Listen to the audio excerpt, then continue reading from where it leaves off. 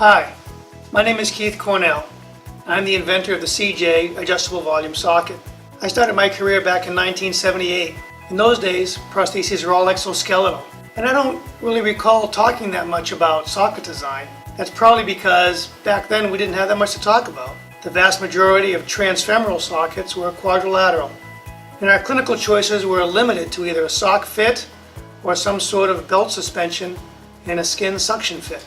By contrast, today, we have many socket designs and options to choose from. And our role as prosthetists has expanded such that our success in fitting our patients is largely dependent on what type of socket we design for them. It's our unique knowledge of socket design and our ability to create and fit them that largely defines us as prosthetists. The sockets we design today are based on our careful evaluation of that particular patient's needs, and arguably the socket is the most critical part of any prosthesis.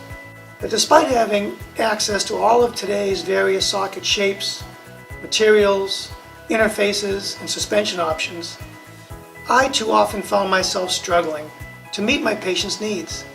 And some days I felt I must not be a very good prosthetist because no matter what I tried, my patients continued to have problems. And for some, especially the elderly transfemoral patients, the prosthesis wasn't really used much, or sometimes not at all. I'd find them in their wheelchair because at the end of the day, the prosthesis just wasn't worth the hassle. It was too difficult to properly don, too cumbersome, too hard to control, uncomfortable in sitting, and it felt generally unnatural to wear. Even when I used flexible plastics, the socket prevented the residual limb, the thigh, from naturally splaying and sitting. And because the socket's AP dimension is relatively fixed, it would impinge on the abdomen and restrict hip flexion. Leaning over to pick something off the ground, for example, could be a challenge.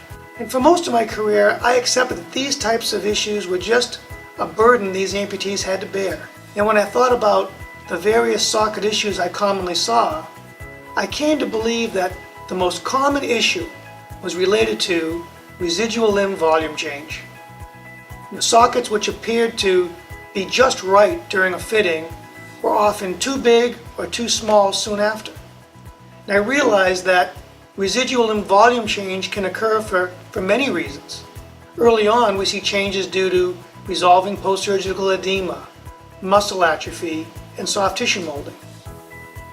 But other factors can commonly cause residual limb volume change anytime in that person's life after amputation. For example, patients who have significant changes or fluctuations in body weight, kidney disease, dialysis patients, heart disease, pregnancy, lymphedema, or venous disease. Any of these common conditions can cause inconsistent socket fit and function. Still, there are other things that can cause more rapid changes, daily or even hourly residual limb volume change. Salty foods can cause fluid retention and increased limb volume. Conversely, caffeine is a diuretic and reduces limb volume. And simply bearing weight in the socket pressurizes the residual limb fluids and forces fluids out, reducing limb volume. Despite all these mechanisms which cause residual limb volume change, I spent most of my career making fixed volume sockets. As the residual limb loses volume, patients are commonly instructed to add socks to compensate. But it's often inconvenient to stop what you're doing, find the right combination of socks, take the prosthesis off, and then correctly redon it. So I found that many amputees simply put up with a poor fit instead. And that can lead to common problems like weight-bearing issues and a visit to the prosthetist to try to make that socket fit despite the volume changes they experience. I wanted a better option. I wanted a socket that was much more comfortable in sitting. I wanted a socket that would feel more natural, more like they were wearing clothing and less like a piece of hardware. I also wanted a socket that would fit correctly despite the residual limb volume changes that plagued so many of my patients. I wanted them to be able to easily adjust the fit without having to take the socket off. And yet, I wanted it to be simple and intuitive and easier to don. And that's how the CJ socket came to be. The CJ socket has three main components. The posterior half of the socket is made of a cloth. We call this section the sail. It's custom made by CJ Socket Technologies using a simple order form. The material is very flexible, yet it has a high tensile strength and great durability. There's a urethane coating on the inner surface, so it's easy to clean and dries quickly. Yet, it doesn't feel stiff and is very comfortable to wear. For the first time, an amputee can actually rub or scratch the residual limb while wearing their prosthesis right through the sail. The anterior section is rigid and serves to transfer femoral function to the prosthesis. It captures the adductor longus tendon at a wide angle and is shaped aggressively to capture and control the femur as it moves through the gait cycle. The closure is used to tension the sail, maintaining a proper volumetric fit.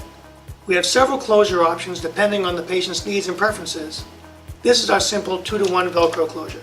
Conventional prostheses generally require the amputee to stand when putting them on. The CJ socket, however, can be completely donned while seated. This can be a huge relief for less active amputees not having to perform a one-legged sit-to-stand and balance precariously while donning their limb. The closure allows the socket volume to be readily adjusted while safely seated and does not require removing the prosthesis. The CJ socket is patented, and we have already licensed over 250 prosthetists around the country. Licensing is done one of three ways. The first method is by simply purchasing this video package. It includes our complete manual for modifying transfemoral, transtibial, transradial, and transhumeral sockets.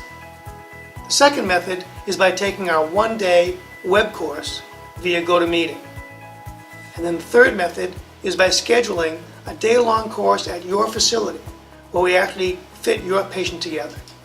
In closing, I'd like to say that although no one socket design is appropriate for all amputees, I profoundly believe that the CJ socket serves a unique and critical role. It's a vital tool in any prosthetist toolbox. It uniquely addresses some of the most common issues we've seen with conventional sockets, yet it's simple and intuitive. It can be made for all long bone amputations, and our course manual has clear modification instructions for all levels. I want to thank you for your attention. Please contact us at cjsocket@gmail.com or give us a call.